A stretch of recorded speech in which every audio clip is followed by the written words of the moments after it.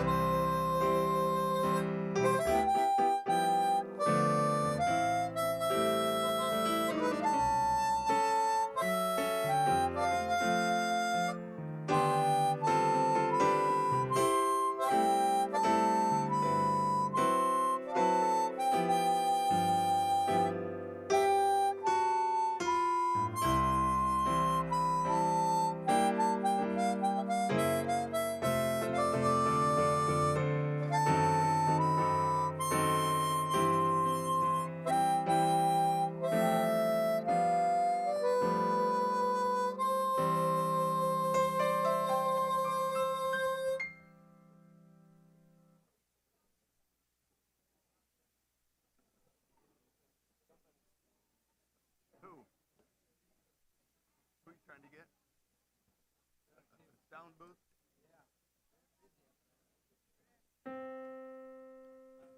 Alan, did you want to? I apologize for interrupting you but we still can't hear the speaker. I don't know why he did. I told Rich. He said I can't do that, and I don't know why he said that. Oh, it's not attached to the same room. It's a separate. Are you hearing yourself? Very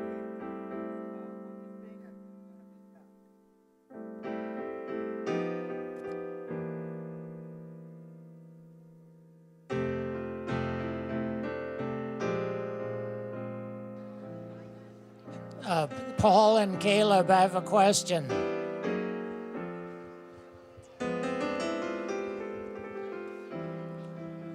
Okay.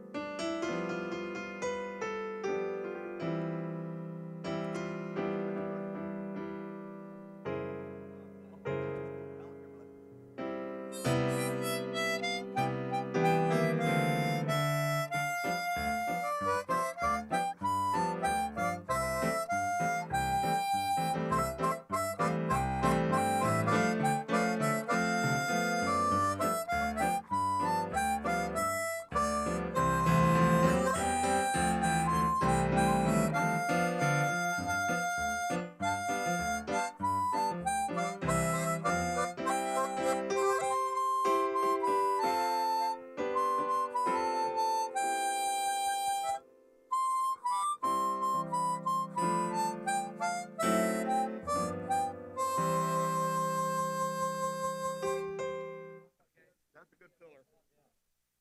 Okay. Another one.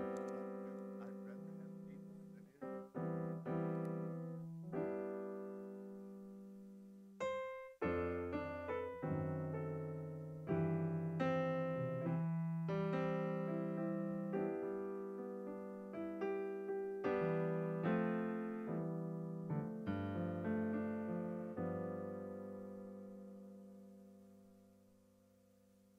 Good morning, Prime Builders. We're going to be starting in a minute, so time to take your seats.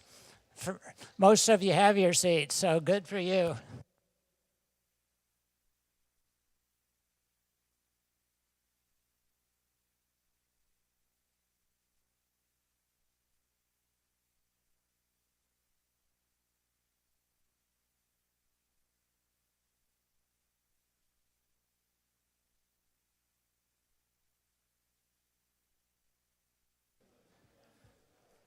So welcome to Prime Builders this morning. I'd like to welcome the online people that are joining us via camera today. So as we start, I was just going to talk about these are times when some of us might feel a little stressed, just the way things are in your life, in the world today. So I wanted you to imagine, what if there was like a psychologist at Home Depot? So let's see, can you put that first one up, Paul? Okay, so the lumber gets pressure treated, and so the psychologist, he's saying, it sounds like you've really been put through the mill. So, and that makes me think, what's a good way to get rid of stress? Well, besides the Lord, of course, but one of them is exercise. And you know, the exercise that I hate doing the most is the plank. So what's more painful than walking the plank? It's doing the plank. So for those of you who don't know about the plank, well, that guy up there on the plank is doing it. And let's see, I was taught, hold myself for about a minute, and then then you do it again a minute later, and then do it again, and by the last time, your stomach is just caving, right? And you're screaming. So, okay, so I've been enjoying the series that we've been having on Daniel 9, and today he talked a little bit about the gap between the 69 weeks and the 70th week. And what I noticed just in my Bible read through this morning, in Psalm 96:3, declare his glory among the nations, his marvelous works among all peoples. And so what I'm pointing out is, as you read through the Old Testament, there's any number of places where God is talking about the nations and eventually the gospel or the word going out to all the nations. Psalm 96:10, say among the nations, the Lord reigns. Yes, the world is established, it shall never be moved. He will judge the peoples with equity.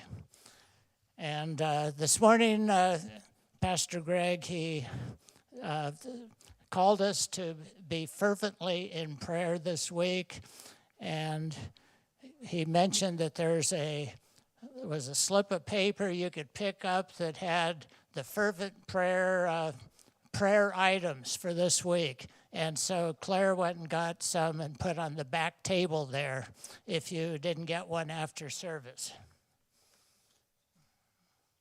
Okay, at this point, I'm going to have Willie come up, Willie and Judy, and we'll sing a couple of songs.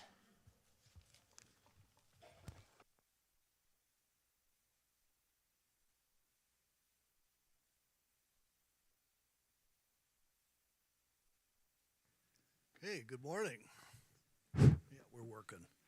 Oh, this first song, Shelter in the Time of Storm, was written by a preacher in the mid-1800s that would go into the orphanages and see all these children, and these places end up being just slave labor. So he decided that he would start another line of orphanages where they could actually teach the kids, educate them, and tell them about Jesus. And I tell you right now, if ever we need a song like this, it's right now in this world.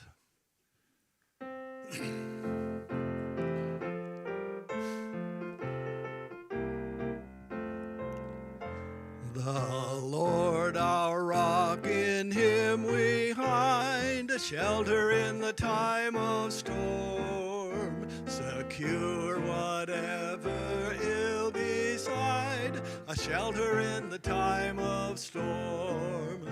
Oh, Jesus is the rock in a weary land, a weary land.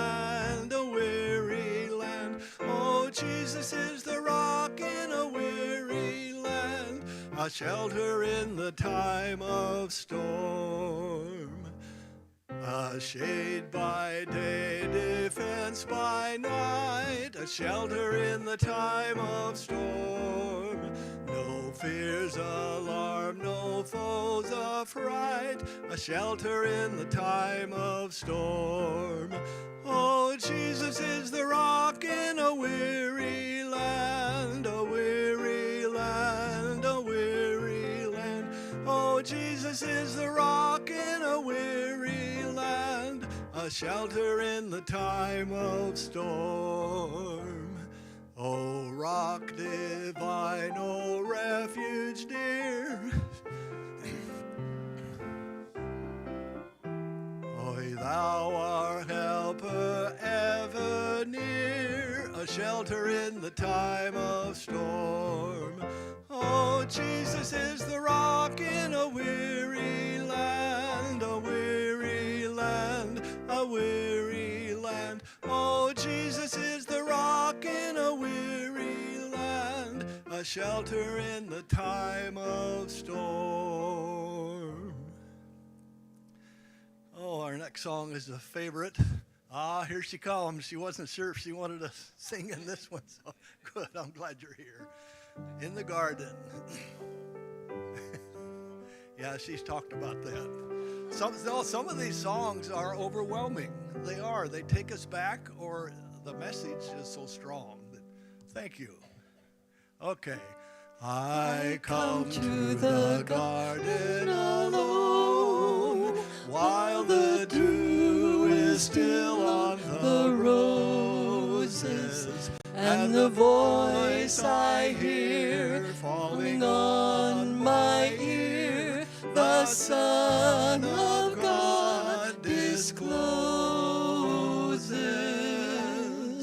And he walks with me, and he talks with me, and he tells me I am his own, and the joy we share as we tarry there, none other has ever known. He speaks, and the sound of his voice is so sweet, the birds hush their singing, and the melody that he gave to me within my heart is ringing.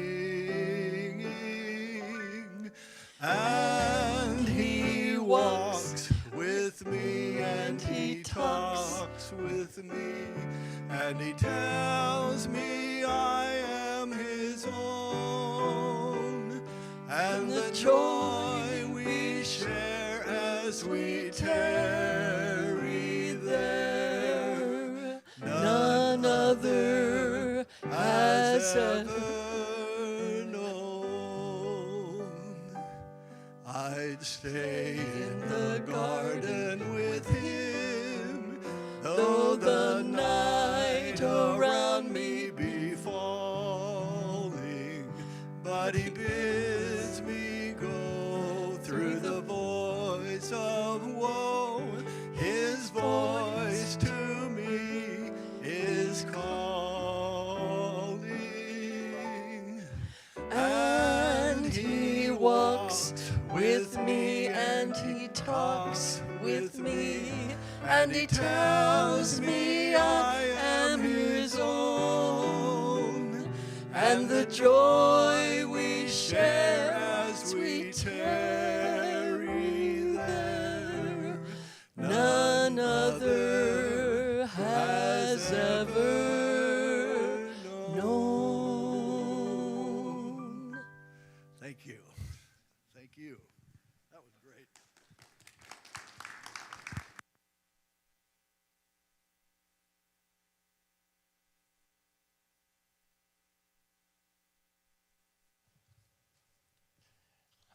Okay, related to the call to fervent prayer, if you come 6:30 every morning this week, you can join others in prayer in the South Auditorium. So for those of you who get up at 6:30 or before, be there. And for those that don't, this is a call to try it. Okay, that's it.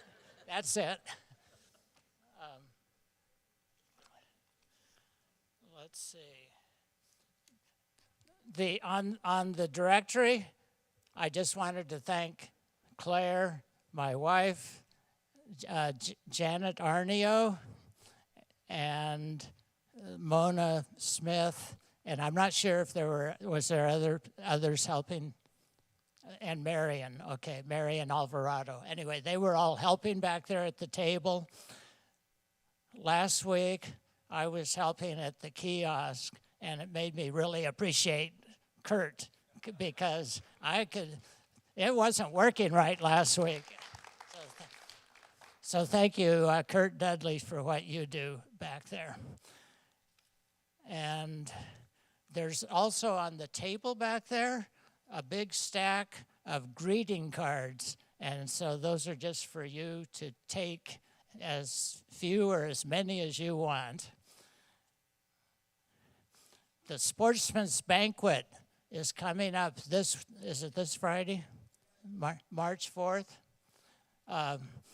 So this is a plea for you to buy tickets and go to the Sportsman's Banquet.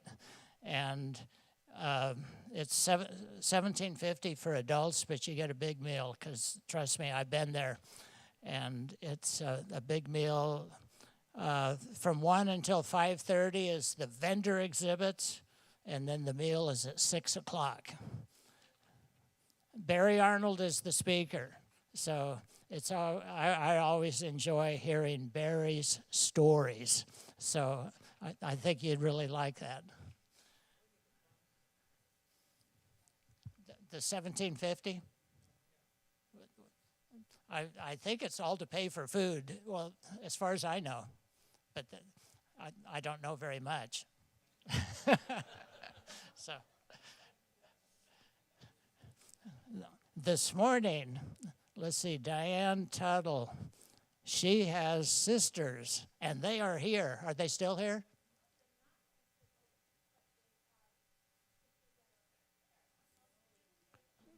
Oh, Melody sisters. Oh, man, I blew it.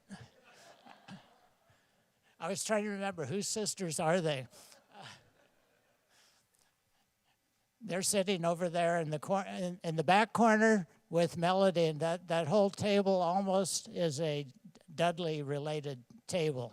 So anyway, one of them, I didn't get their names, but one of them is from Spokane, and the other one, first I heard St. Helens, and then I heard Honduras. So I think she went on a trip to Honduras. Is that right? Okay. Anyway, welcome to our being with us today.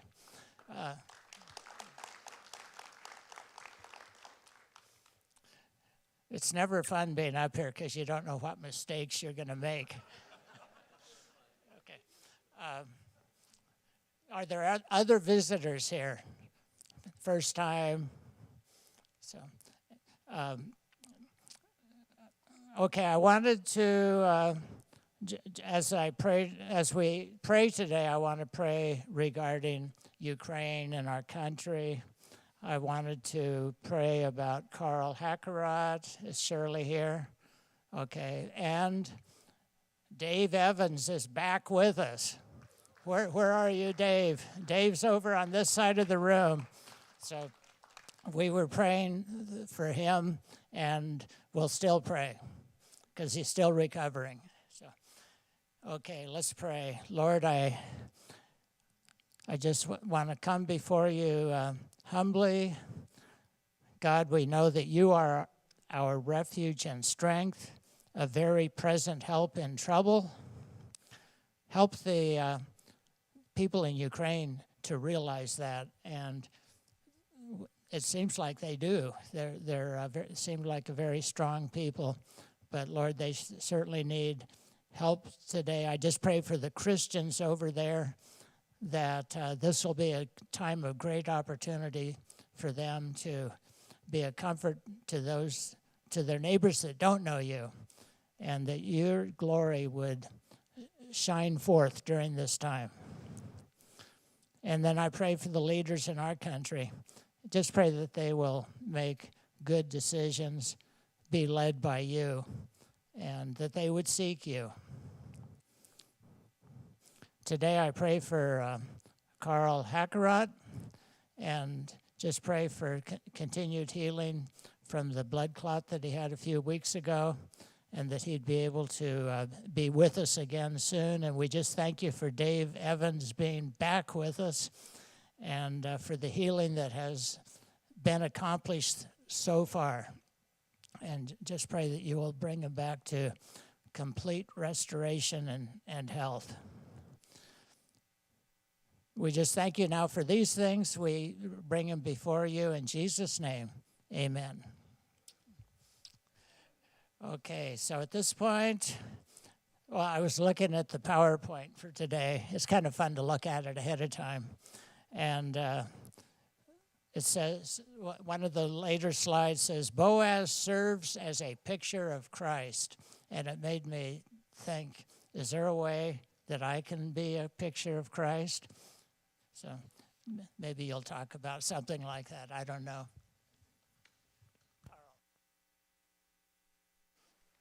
Well, good morning. I've been really enjoying this time in Ruth, and I hope you have been also. In keeping with the cartoons, I didn't bring a cartoon, but for those of you who are not morning people, I do have some maybe humorous story that you can use to talk to people and engage them about the 6:30 prayer time. So the key is that you need to call your bed the Word. Okay, your bed is the Word. And so when they say, hey, I missed you at the prayer time this morning, you simply say, no problem. I was in the Word.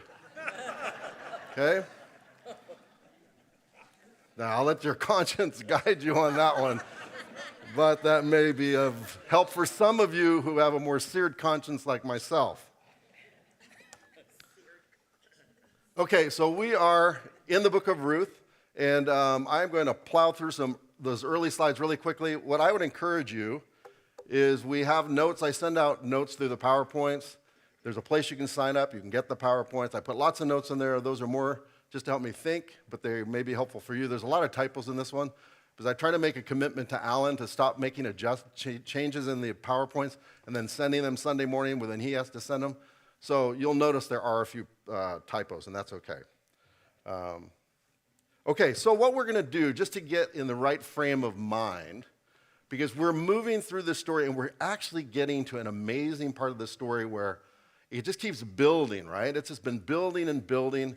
And the big question we have at the end of chapter 2, which we're going to begin with, is what's going to happen between who and who?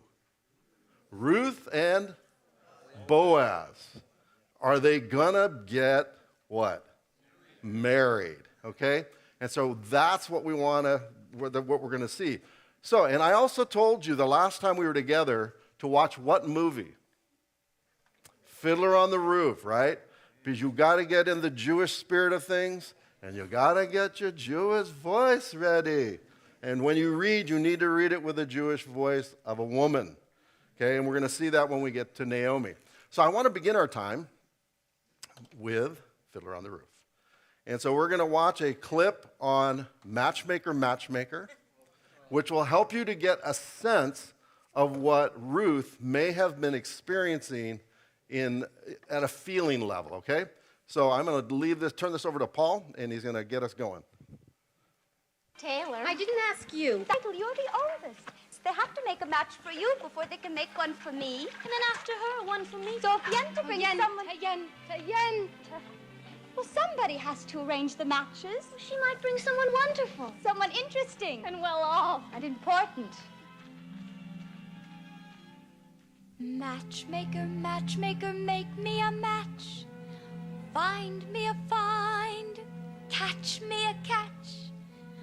Matchmaker, matchmaker, look through your book and make me a perfect match. Matchmaker, matchmaker, I'll bring the veil. You bring the groom, slender and pale. Bring me a ring, for I'm longing to be the envy of all I see. For Papa, make him a scholar. For Mama, make him rich as a king. For me, well, I wouldn't holler if he were as handsome as anything. Matchmaker, matchmaker, make me a match. Find me a find, catch me a catch. Night after night in the dark I'm alone, so find me a match of my own. Since when are you interested in a match, Chava? I thought you just had your eye on your books.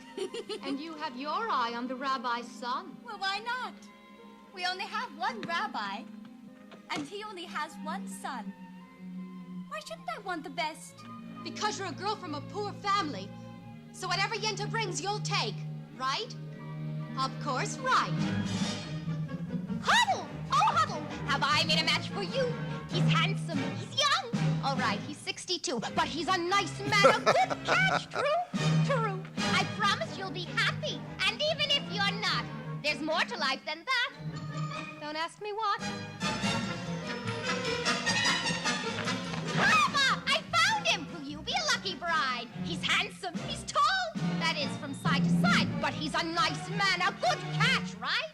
Right. You heard he has a temper. He'll beat you every night, but only when he's sober. So you're all right. Did you think you'd get a prince? Well, I'll find the best I can. With no dowry, no money, no family background. Be glad you got a man.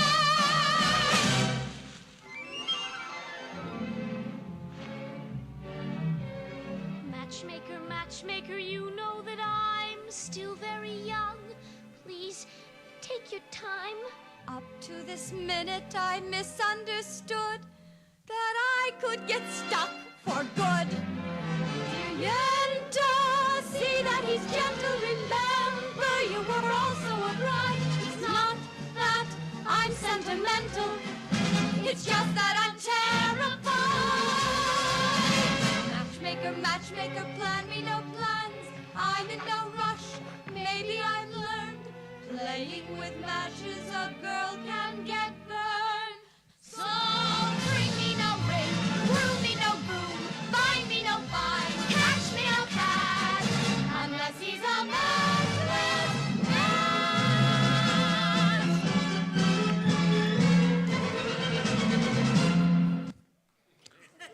All right, so hopefully that's got us in the spirit of the heart of Ruth, right?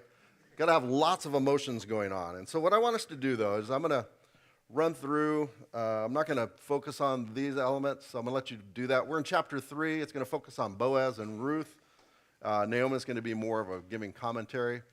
And this is where we're going to hang out, is in chapter 2 at the end. So if you would, join me, and I'm going to read from chapter 2, verse 19, because we didn't finish up. But to get there, you remember that Ruth went where? She decides to go to Naomi and say, hey, I'm going to do what? I'm going to glean. And the gleaners would come in after the reapers, and when they would come in, they would pick individual pieces of grain or stalks of grain that have been left behind. It is a very demeaning work, and it's for the poorest of the poor. And so by her making that announcement, what she's saying is, I'm willing to be humiliated on your behalf, okay? And so as she is humbly going out picking the grain, who catches notice of her? Boaz, right? And so he begins to have this dialogue, and then when Boaz hears who she is, he has already heard about her, he goes and approaches her, and he says what? Stay here and glean, don't go anywhere else, okay? We want you here where it's safe. And so he talks to his workers and he tells them what? Do not touch her and no Moabite jokes. All right? Treat her respectfully with your words. Okay? And so it is a dangerous, in that sense, it's a dangerous situation. Physical harm could take place, or emotional harm, right? And then not only does he then allow her to reap, he also gives her extra grain. And then what else does he do at lunchtime? Come and join us, right? And so instead of just eating the raw grain that she would have for lunch because she has nothing else, she gets to eat bread, and she gets to eat what with that bread? The vinegar, right? And so she gets to dip it, and we said that was a delicacy. And so all of a sudden you can see that Boaz is treating her tremendously well. Now, does he have any obligation to do this? No, none at all. And he says, by the way, you don't need to get your own water. We'll provide the water.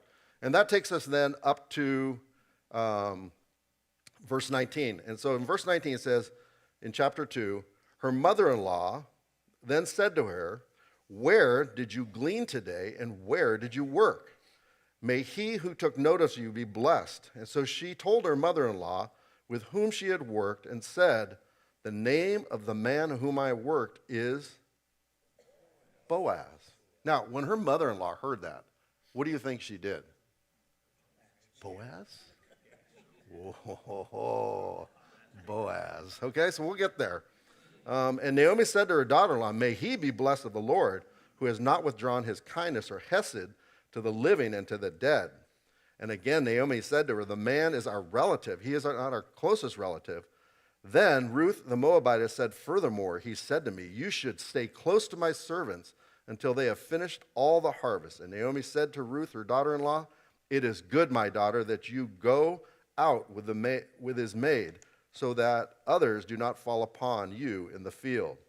And so she stayed close to the maids of Boaz in order to glean until the end of the barley harvest and the wheat harvest, and she lived there with her mother-in-law.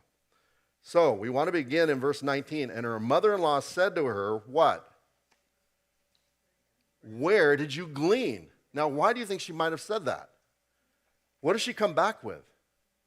She comes back with a ton of grain. Well, not literally a ton, about 50 or 60 pounds of grain. So that is not a normal day's gleaning. So she's trying to figure this out. Because again, where is Naomi from? No, she is not from Moab. She's from Bethlehem. She goes to Moab. So she understands the seasons, right? When the barley harvest is going to take place, when the wheat harvest is going to take place. And she knows what all of that entails. And she's like, okay, I've seen gleaners, and no gleaner has ever had this much. Okay, and so she says, where did you glean today, and where did you work? Okay, and so with that, then she goes on and says, may he who took notice of you be blessed. How did she know somebody took notice of her? Because the amount of grain that she has would not have normally happened. So she then has a blessing for this individual. Does she know who this individual is at this point? No, she's clueless, okay, at this point. She just knows that her daughter-in-law has come back full. Okay, and again, the idea of full is compared to who? Naomi, she left what? She left full, and she came back what? Empty. And now Ruth left empty, and is coming back full, okay? And so then as we go on, it says, so she told her mother-in-law with whom she had worked. Okay, now, at this point, Ruth is just excited. She does not know the connection. And so she says to her mother-in-law, the name of the man with whom I work today is Boaz. Now, as soon as those words hit Naomi's ears, I am sure her heart leapt with excitement and joy, and not surprised, honestly, because she would have known the character of Boaz, okay? But she then has to be thinking, oh, man. I said last week, she has just hit the jackpot, right? Potentially. That Boaz, because, again, you have to remember where Ruth and Naomi are coming from. They are destitute. They have nothing. When Naomi left, she left her land and her people, but Elimelech probably sold his land, meaning they have nothing. Okay, so when they're coming back, they're not coming back to a land or a home. All right, and so as a result, when she leaves and she's destitute, the idea that Boaz could be the one who provided, all of a sudden her mind is thinking what? Why would Boaz create a buzz in her head? Because Boaz is related to who? Elimelech. And we know that there's some law that takes place, and we'll look at this in a minute, in the law in the land of Israel, which is what? Okay, there's going to be a levirate law, and there's going to be tied to that redemption, a kinsman redeemer. He is a kinsman. Now, is he the closest kinsman? No, okay? But he is a kinsman. And so then it goes on, and the man whom I worked is Boaz, in verse 20. And Naomi said to her, now this is where you got to put the Jewish voice on. May he be blessed of the Lord, who has not withdrawn his kindness. Okay, now why is she saying he has not withdrawn his kindness, the Lord? Had Naomi believed that God had withdrawn his kindness from her? Yes. This is a huge turning point for Naomi, right? Because when she leaves and she comes back empty, no husband, because he died because of his sin of going to Moab, and no sons because they died because they married Moabite women, and she comes back a humiliated, broken woman before the people that she left in Bethlehem, she is just a devastated, destitute woman. And when the women say, they look at her and they just can't quite figure out, is this Naomi? Because she's been so beaten down by life, okay? And she says what? Don't call me Naomi. Call me what? Mara, bitterness, okay? Because the Lord has dealt bitterly with me. Had he dealt bitterly with her? Yes, she had a bitter life. She recognizes that. She is being very honest about how she felt God had treated her. Then it goes in, so she says, but may he be blessed of the Lord who has not withdrawn his kindness. Now that word kindness is this word hesed. It's just an amazing word. It appears, how many times? I've been studying this for 6 months. I should know this by now. No, this is not the right one. 246 times, all right, in the Old Testament. And as you look at it, it's primarily used, it can be used of God or of people, but it's doing something way beyond the call of duty. It's going way beyond what would be expected or required, that you're going to go the extra mile in terms of doing something. And so she says, the Lord has not withdrawn his what? His kindness, this amazing, lavish kindness towards me. Now, that's a significant change in her thinking, right? She's gone from Mara to now recognizing God's kindness. And where does she see God's kindness? Yeah, that Ruth just leaves, right? And she randomly goes to a field. There was no premeditation in Naomi's brain to say, oh, you just need to go to my kinsman's field and we're good to go. She said, just go. I'm starving, you're starving, we've got nothing, please go. Okay? But she recognizes that God led Ruth to Boaz's field. And that then she also recognizes that that Ruth found favor with Boaz. And so when she sees all of that, she sees God's hand in that. And we've said that God is working through all these very small occurrences in their lives and who else's lives? Our lives. There's not a thing that God's not involved in our lives. And we have to keep that in mind. God isn't concerned just with the big things. He's concerned with the minute details of everything. And we were talking earlier, and whether it's something that we do that is good or bad, God will still use that for his purposes to carry out and to make sure things get done. And so at this point, though, we see that Naomi has gone from Naomi to Mara, and from Mara to what? Naomi. Naomi is back. Okay? She sees that there's hope. And then it goes, and that he's not withdrawn his kindness from the living, which is who? That's going to be Ruth and Naomi. And the dead, which is who? Elimelech and the two sons, okay? And how is that going to, how does the kinsman relate to the dead, to the husband and the two sons? Yeah, it's going to keep the family name, and it's going to be able to restore the land to them, and we'll see that in just a minute. And then it goes on and says, and again Naomi said to her, the man is our relative. He was one of our closest relatives. Okay, so she recognizes what's going on, And she's trying to help Ruth to begin to understand, because Ruth is a cultural outsider.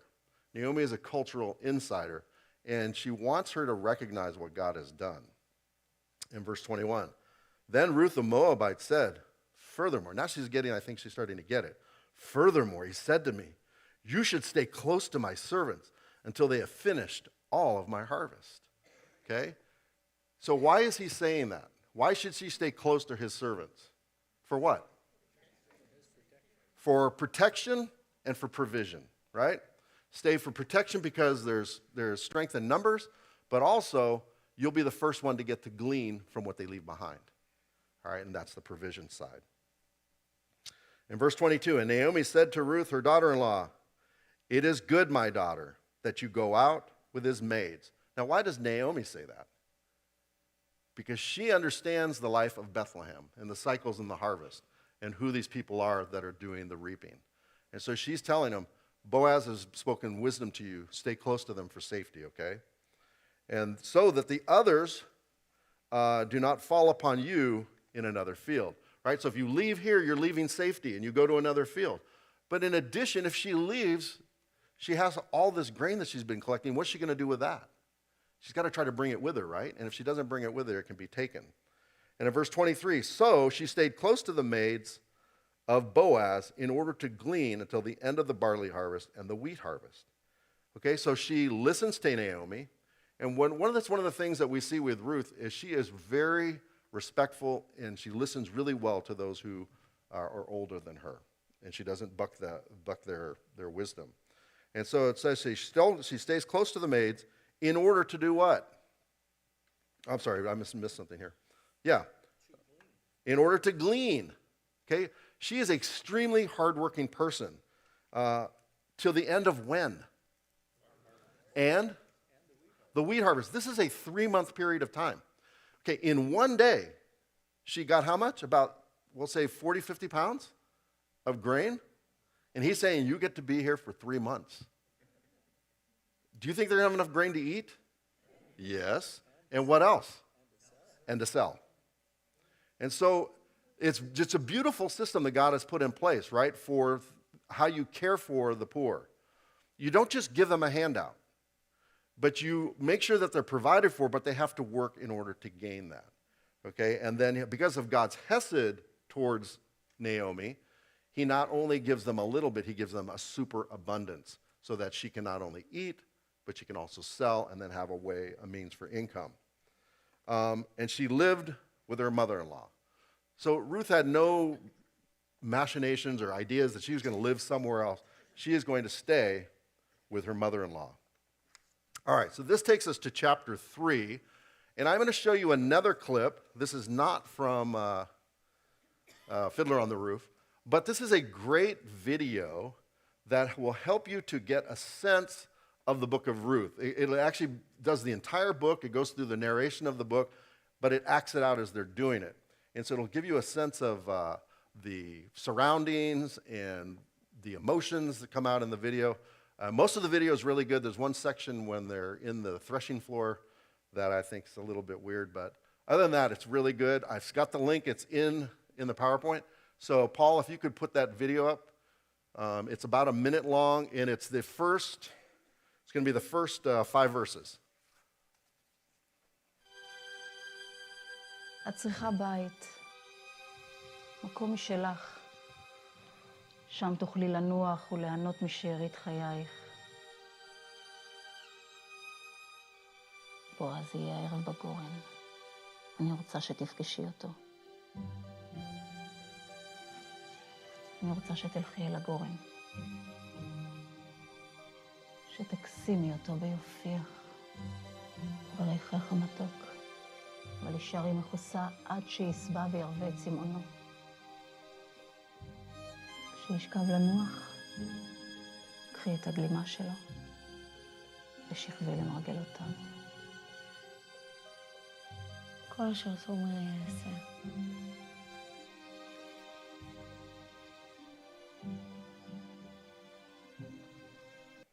Okay, so that just gives you a little flavor of the video.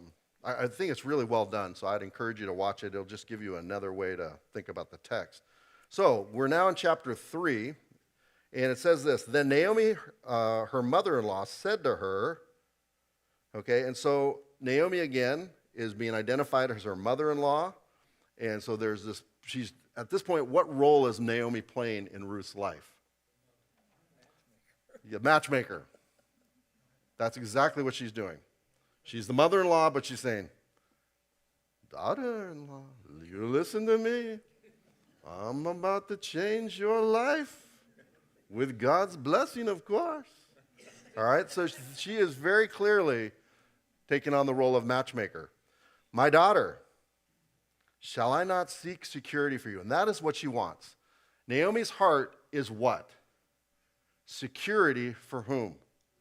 Ruth. Oops, I'm on the wrong slide here. Sorry, folks. This is where I go. I can't even read that. All right, so let me back up. All right, I think we're not there. We're here, I think. All right, ignore that. I can't do these things. This is like chewing gum and walking. It's a tough one for me. All right, so my daughter, shall I not seek security for you? Okay, this is her heart. Is she recognizes that Ruth is young. I mean, Ruth is probably barely breaking 20. She is really, really young, okay?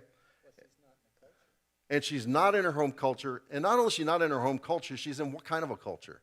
A culture that views her how? Yeah, it's very antagonistic toward her. And this is why the repeated admonitions to the workers, you be kind, you mind your P's and Q's, okay? Okay, and she says, shall I not seek security for you? Okay, and this is showing her selflessness, that it may be well with you. Okay, she is really wanting Ruth to have a future. Does Naomi view herself as having a future? No, she's resigned to that. My future is done. I had my future, and it's gone, okay? But you still have a future. And that's why she originally told them to do what? When Orpah and Ruth were returning with her, she said to them, go home, because you still have a future there. I can give you nothing. Okay? And then she goes on and says, now, is not Boaz our kinsman? So she's now giving her a cultural lesson. Okay? And she is going to then show that there is a plan that I'm going to begin to unfold for you. And with whose maids you were. So she's reminding her, okay, you were with Boaz, you were with his maids, he's a kinsman, and I'm going to tell you what that means. Behold, he winnows barley at the threshing floor. Wash yourself, therefore, and anoint yourself. So what is she supposed to do? She's now instructing her exactly what she's supposed to do, right? And so she says, behold, he winnows at the threshing floor. How does she know that? Yeah, that's the way they do it. She's a Bethlehemite. She knows exactly what happens during the whole season of the harvest. Okay? They've harvested. He's going to be there. He's going to be with the grain. He's going to be winnowing it. He's going to get rid of the chaff. The evening winds are going to come in after the day's work, and it's going to blow the chaff away, and you're going to have the grain that's going to be left. So she knows all of this in her mind. And so she's now helping Ruth to begin to understand that. And then what does she tell Ruth to do? Clean yourself up, right? Wash yourself. Okay, be presentable. I mean, why would she say that to her? What has she been doing all day? She's been working. She's dirty and stinky. Well, I guess with girls you don't say that. No, you don't. Right, thank you. She is dirty and not as fragrant as she was when she went out that morning. So wash yourself, therefore, and do what? Anoint yourself, which is, yes, put on perfume. Smell nice. Look nice. And put on your best clothes. Now, it's really important we understand this issue of clothes. This is not seductive wear. The word clothes is really, it's the kind of clothes they're talking about are very conservative to where it conceals almost everything. And you're going to see this comes out later in the story. She is not coming to flaunt her figure or her beauty, okay? She is simply getting herself ready to be presented, all right? And it says, and go down to the threshing floor. So where is she supposed to go? Why? Because that's where Boaz is, okay? You've got yourself ready, and now you're going to go to the threshing floor. But do not make yourself known to the man until he has finished eating and drinking. Okay, so there's very specific order that needs to take place.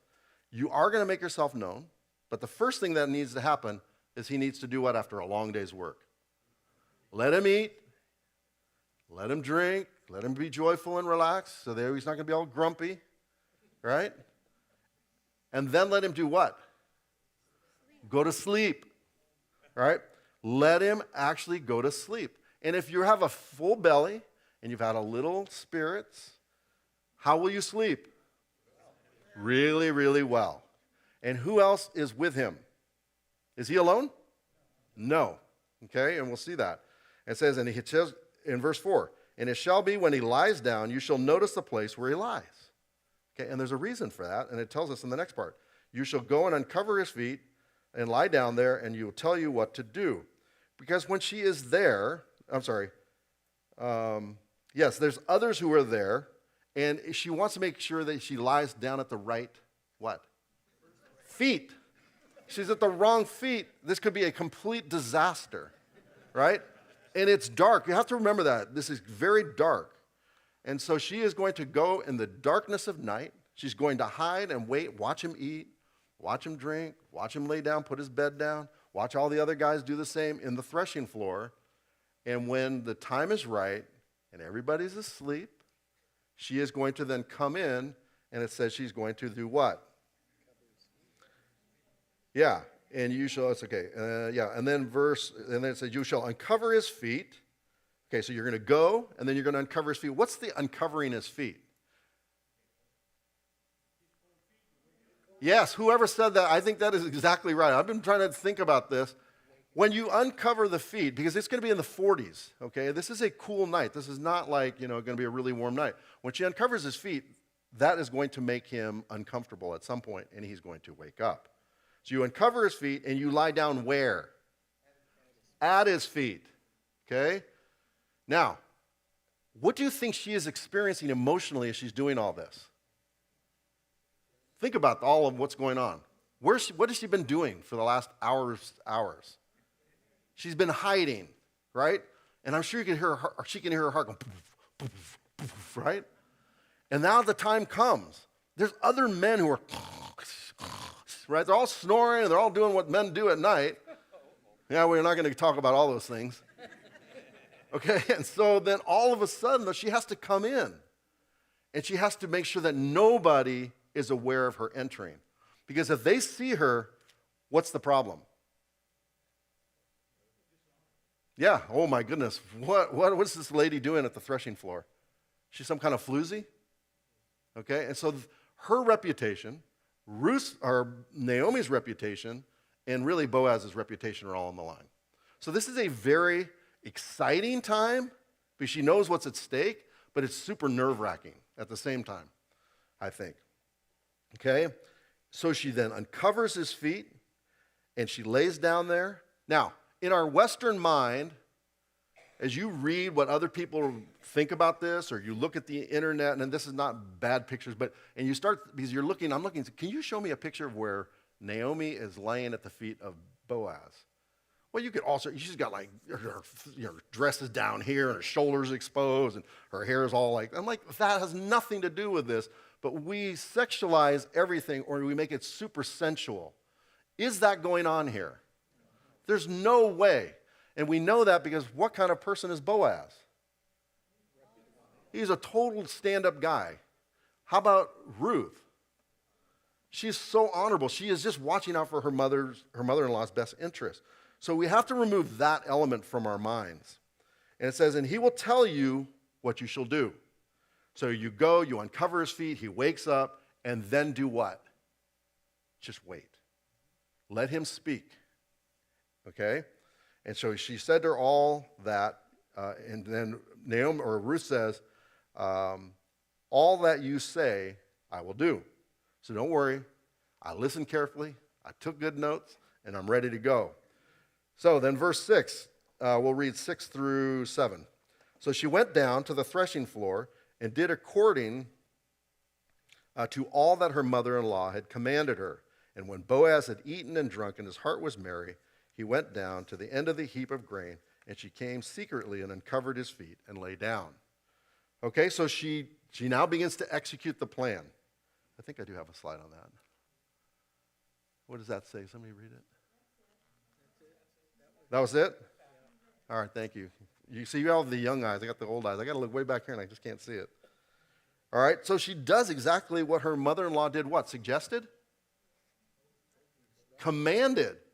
Okay, Naomi is very clear. This is super important, and I need you to follow this to the letter. Okay? And so she lays down, and so she enters there, and Boaz had eaten and drunk, and he was merry, right? So he is at a perfect place to go to sleep. And he went down to the end of the heap of grain, and he's there for what purpose? Why is he there with the grain? To protect the grain, right? And so he's there, he's laying down, he's now asleep, and she came secretly and uncovered his feet and lay down. So far she's just right on with what her mother-in-law said, right? Okay, and again, the excitement in her heart and the anticipation, I'm sure, are there, but also the fear of what could happen. And then verse 8, we're going to read 8 through 13. It says, and it happened in the middle of the night that the man was startled and bent forward, and behold, a woman was lying at his feet. And he said, who are you? And she answered, I am Ruth, your maid.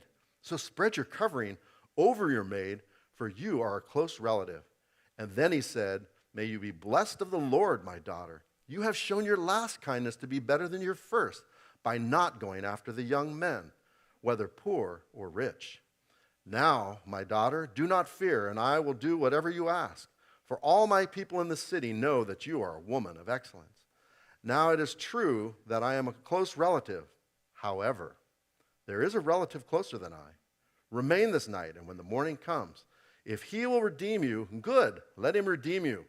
But if he does not wish to redeem you, then I will redeem you as the Lord lives. Lie down until morning. Okay, so now the plan is unfolding, and it says, as it happened in the middle of the night, the man was startled and bent forward, and behold, a woman was lying at his feet. So the cold air wakes him up. He's startled. Can he see, and does he visually know who this is? No. Because of the clothes that she's wearing, it's nighttime. And if you think back way to, what's the story with Laban? Do you remember what Laban does? I mean, when you read that story, don't you sometimes just scratch your head and say, how in the world did he not see that that was Leah and not Rachel? That's because she's covered, and it's dark. There's no way he was going to see what was going on. And that's what's happening here, okay? And so she is dressed modestly, it is dark, and he has no idea who she is. But he is surprised, right? That a woman is in the threshing thing lying at his feet. And he said, who are you? Okay, so far, Ruth has been really good about doing the thing she's supposed to do. And she answered. She says, I am Ruth, your maid. Now, he knows immediately who Ruth is, right? He's been very kind, had her for lunch, okay? And so that's not a mystery. And she says, so spread your covering over your maid, for you are a close relative. I'm going to read that again. So spread your covering over your maid, for you are a close relative. Did she just go off script? Yes. Naomi said, when he discovers who you are, what are you supposed to do? Wait, and he will tell you what to do. Okay? This is a nervous young girl. And so what she does is she proposes to him. This is what this is. This is a proposal. So she says, so spread your covering over your maid. Why? For you are a close relative. Naomi has explained to her the issue of this idea of a levirate marriage and a kinsman redeemer. Okay, the levirate marriage, let me explain this just so this part is clear. A levirate marriage comes from a Latin word, levirate, which means it's not a lever like you'd pull, but what it means is brother-in-law. Okay, and the idea is that if you were the brother-in-law of somebody of your your brother who dies and he doesn't have any children, it's your responsibility to make sure he has children for the purpose of maintaining the land and his name. Okay? And so the levirate marriage is really an important part. And we see this played out in three different elements, right? When we think about, turn with me to, Deuteronomy 25. And then I'll give you an example. It appears three times. It appears in Deuteronomy, in the book of Ruth, and then we'll see it also appears in Exodus. Okay, or in Genesis. When we look at Deuteronomy 25, let me just read some of this, and it'll give us an idea of what a levirate marriage is all about, starting with verse 5. It says, when brothers live together and one of them dies and has no what? Son. The wife of the deceased shall not be married outside the family to a strange man. And the reason for that is she'll lose her land. Okay? And her husband's brother shall go into her and take her to himself as a wife and perform his duty as the husband's brother to her. Verse 6, and it shall be that the firstborn whom she bears shall assume the name of the dead brother, so that the name will not be what? Blotted out. So the name is really important, and the name is tied to the land, and the land is tied to what? When we think of all the way back in Genesis chapter 12, what does God tell Abram? I'm going to make you a great what? Nation. For a nation, you have to have three things. You have to have people. We see that in the book of Exodus. And then you have to have law. We see that in the book of Leviticus. And then you need to have land. And that's when Joshua goes in, he conquers, and then he divides the land. So this idea of the levirate marriage is really important for the preservation of the land. All right? And then within that, so this is where we can see it in, when we think of Tamar, right? She's married to who's a wicked man, so God does what? Kills him. Okay? Then Judah recognizes, Onan, you need to fulfill the levirate marriage aspect, right? So what does Onan do? Well, he likes the first part of he likes the intercourse part. I'm sorry, that's really crass. He likes that part, but he doesn't want to follow through and deposit his sperm. That is really crass too. I don't know how to put this in a nice way. I'm a pretty straightforward person. So he withdraws, and it says the seed spills on the ground. And as a result, she's not going to get what? Pregnant. Does he fulfill the levirate marriage law? No, so what does God do? Kills him. All right? And so this is what's going on there. And then he has another son, and Judah withholds that son, but he promises. And so we're not going to go into that story. That's getting too far afield. Okay, the other thing that we're going to need to understand in this section is the Goel, or the kinsman redeemer. You have a kinsman, which is who he is. That's the relationship to the person, right? And the redeemer is what he does. And so he is both a kinsman, close relative, Boaz fits that, and a redeemer, meaning that he's going to preserve and buy back the name and preserve the land. Okay, and this is why for Ruth it's such a big deal. So when we get back into the story, I have no idea where we were, but somebody here will help me figure it out. Oh, so that's right, where she proposes, right? So she recognizes you are a close relative. What she's saying is you're the kinsman redeemer. Now, he is not bound because she doesn't fill the actual levirate law, and nor is she bound. But what she's doing by proposing is and this was a common practice.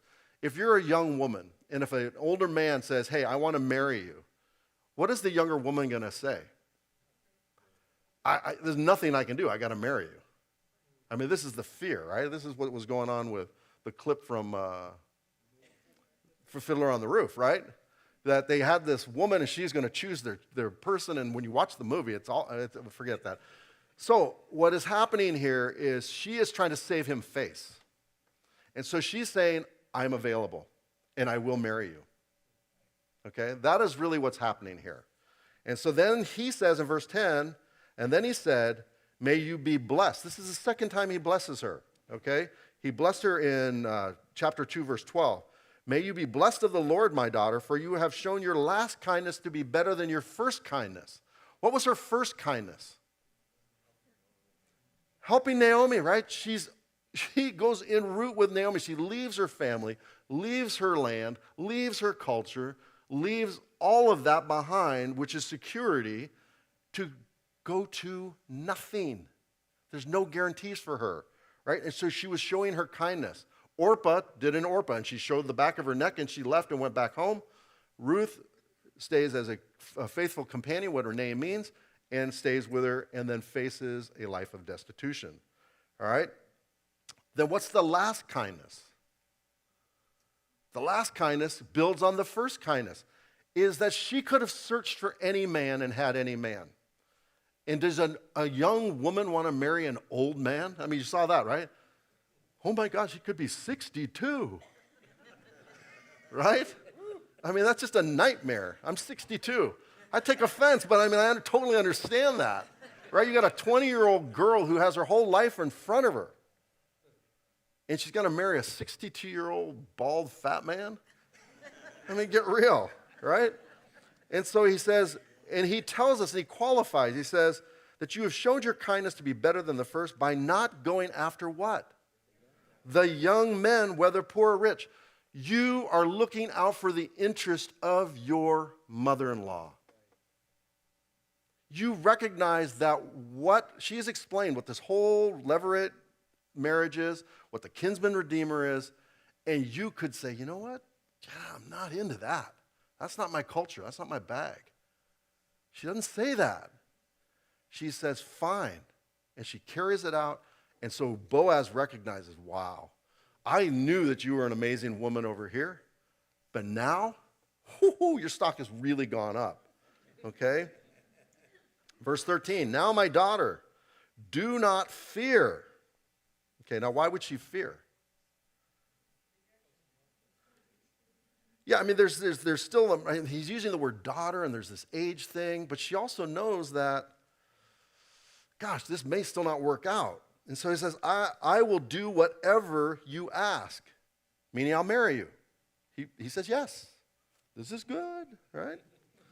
For all my people in the city know what a woman of excellence you are. Now, if you want to understand what that term means, you go to Proverbs 31. We call this a P31 in our home. My wife is a P31. Okay, you start in Proverbs 31, you go to verse 15 through the rest, and you begin to see the qualities of a P31. And he says, that is you. You are a P31. And then verse 12, now it is true that I am a close relative. So everything so far has been okay. But he recognizes, and the issue of fear we talked about earlier, he's about to drop the other shoe. Right? And it says, however. When you hear the word however, and everything's been super positive up to that point, what does however mean? We're going to introduce some bad news, okay? However, there is a relative closer than me. Now what? Now, be Ruth. What's going on? Oh no. Who is this guy? Is he older? Is he fatter? Is he balder? I don't know who this guy is. I said yes to you, not to him, right? Verse 13, remain this night, and when morning comes, if he will redeem you, good. Now, if you were orchestrating this, what might you tell Boaz? Boaz, forget the law, right? Just marry her in secret. It'll be okay, it'll work, right? Pragmatic, right? Let's be pragmatic. Just like Elimelech was, and like Mahalon and Chilion were, and they died though, right? So he says, no way. He says, look, if he will redeem you, that's good. Because what you're trying to do is care for your mother-in-law. And he'll take care of her. You can know that. So that's a good thing, right? Let him redeem you. And then it goes on and says, but. So this is the bad, that was bad news. And when you hear the word but, what does that mean? There's going to be good news. But if he does not redeem you, then what? I will redeem you. I will buy you back. I will secure your land. I will secure the name of Elimelech and his sons. As the Lord lives. It's a promise. It's a guarantee that I will do this. You do not have to worry. Don't fear. And then he says, lie down until morning. Rest. Chill. Okay? And then it goes on in verse 14. It says, so she lay at his feet until morning. Okay, I'm sorry. Yeah, well, let's read this. We've got to get moving here. A morning, and rose before one could recognize another. And he said, let it be known that the woman came to, let it not be known that a woman came to the threshing floor. And again, he said, give me your cloak. And so she holds it out, and she held it out, and he measured 6 measures of barley, laid in it, and then she went into the city. Okay, so now this begins, and I think we're supposed to be somewhere else here. We did that. We did that. Sorry, guys, this is really terrible. We did that. We're here. All right. Jeepers. All right. So she lay at his feet until morning. Okay, why does she wait? Why doesn't she just leave when it's a done deal at night? Yeah, it's dangerous and people are awake, right? He's talking about when you're going to get up early, when everybody's what? Asleep. Even the farmers are going to be asleep. You're going to hit this magic window where nobody's going to be awake. Why does he do that? What's he doing? What is he showing? He's protecting her reputation. The earlier part is don't go at night. I'm protecting you physically. Here I'm protecting your actual reputation, okay?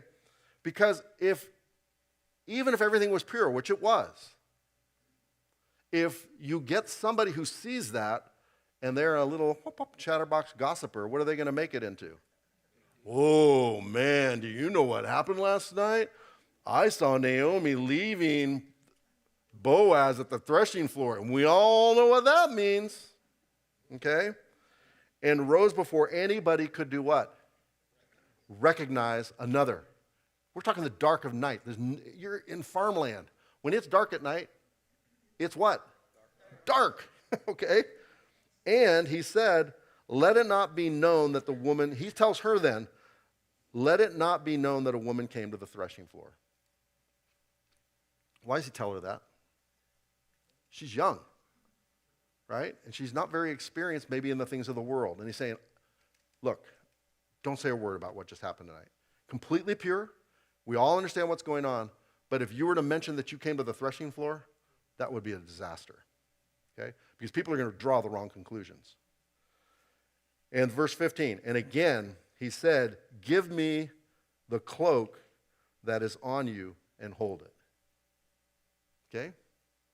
And so she held it out, and what does he do? Oh, my word, he just starts filling it with grain again. Okay? And he fills it with 6 measures of barley. Okay? And again, that's like 50 pounds. Okay? It's like repeating her whole day's work plus. All right? And he sends her on her way. And then she goes back to the city. Now, who do you think didn't sleep all night besides Ruth? Naomi, right? So Naomi's got to be thinking, man, this has got to be pretty good news, but right now she's still not home, or it's really bad news and she's still not home, okay? So then it goes in verse 16, and when she came to her mother-in-law, she said, how did it go, my daughter? Right? I mean, she's got to know. All right? And so when she says this, and it's a woman to a woman, what do you think they're going to say? How's this conversation going to play itself out? Step by step, animated, excited, back and forth, right? If this were 2 men, how'd it go? Fine. I'm going to bed. Great. Conversation's over. That is not what's happening here, okay? And so it says, and she told her all that the man had done for her, every single detail. Nothing was missed. And that means the emotions were there, the fear. I mean, we just go on, and I listen to my wife and my daughter, or my wife and her mother, and I'm like, all right, this started at 4:30. I'm go back in my office. I'm working. I come back at 6. Oh, my word, they're still going at it. Okay? And so this is a very intimate time that they're enjoying. All right? And she told her all that the man had done for her. And she said, and she's loaded down, right? So Naomi already has a pretty good idea. that the 6 measures of barley he gave to me, and he said to me, do not go to your mother-in-law what? Empty-handed. Who's he thinking about? Naomi. He's already said he's going to be the kinsman redeemer. Who does that benefit? Does that benefit Ruth? Tangentially, yes. But she's marrying an older man, right? But who does it really benefit? Naomi. So we see the kindness of Naomi to say, Ruth, I want you to have a life. Okay? Go, marry. But we see the kindness of Ruth also, that she's willing to do it. And then we see the kindness of Boaz, that he is going to, this is almost like a down payment, this grain, to say, look, I'm caring for you in this very physical way, but I'm more than willing to go beyond this little physical symbol to actually going to care for you as your kinsman. And so then she goes on and says, do not go to your mother-in-law empty-handed, verse 15. And then she said, wait, my daughter, until you know how the matter turns out. Okay, so this is Naomi saying, look, I know you just shared all this stuff and all your feelings, and obviously there's a feeling of concern, but he said that Boaz isn't the number one dude. So I'm really concerned about that. And so she says to her, wait, my daughter. This is very intimate, very, very precious. Until you know how the matter turns out. Look, don't have any vain imaginations is what we'd say, right? Trust God and trust the process. All right? And this is the reason why she can do all that, for the man will not what? He's not going to rest.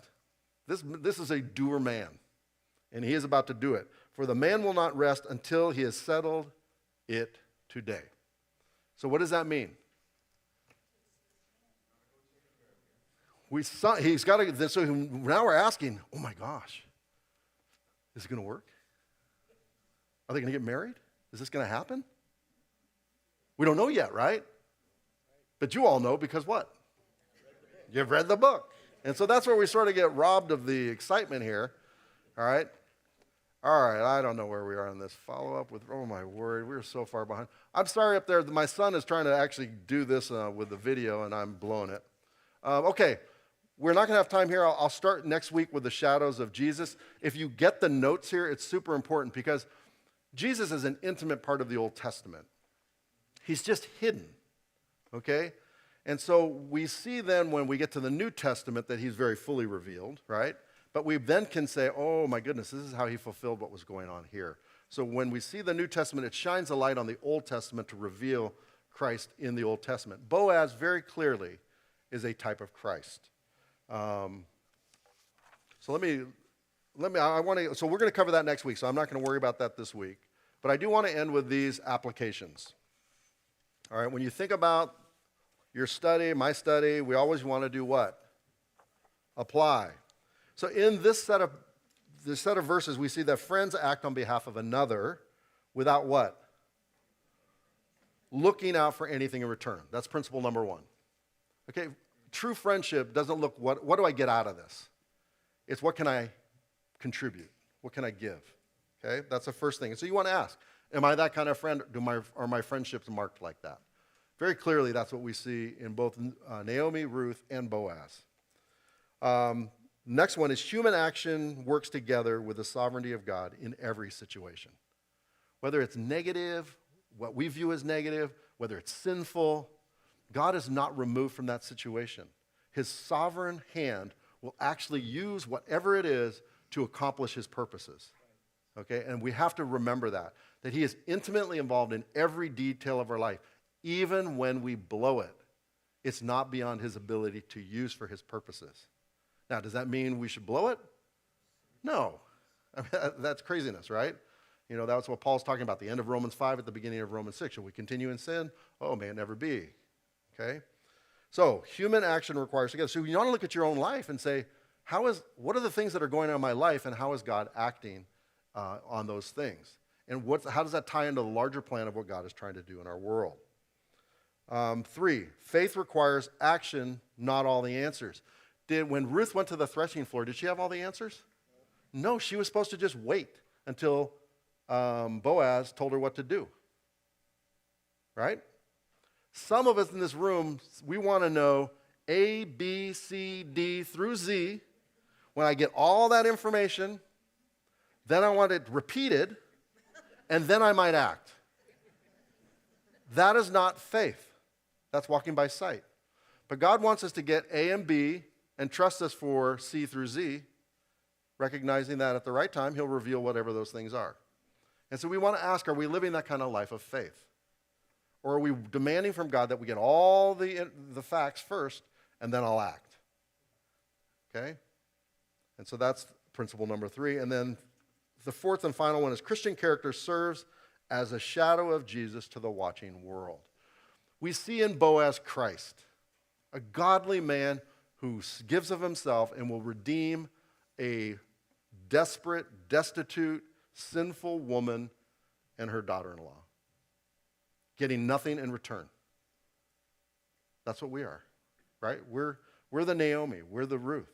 We're the outsiders who get taken in, and that's what Boaz does. So, but our Christian character, right, because that's what we see in Boaz, our character, and we saw this in Titus when we did our Titus study, that our character reveals who? Jesus in us. So when people see us and see Jesus in us, they're attracted to Christ. And so we want to allow God to do whatever he needs to do to work on our character, because in doing that, people will see Jesus in us. So think through those. Again, it's been a rich time.